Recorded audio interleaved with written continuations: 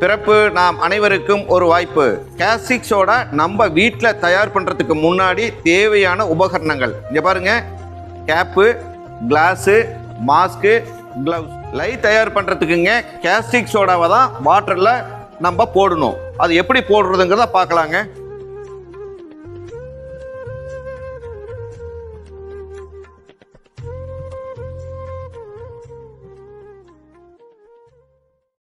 நம்ம பாடியோட டெம்பரேச்சரை பாருங்க, 34.3. அதுவே கேஸ்டிக்கோட டெம்பரேச்சரை பாருங்க, நார்மல் டெம்பரேச்சர் வர்ற வரையிலுங்க இதை நம்ம பயன்படுத்தக்கூடாது.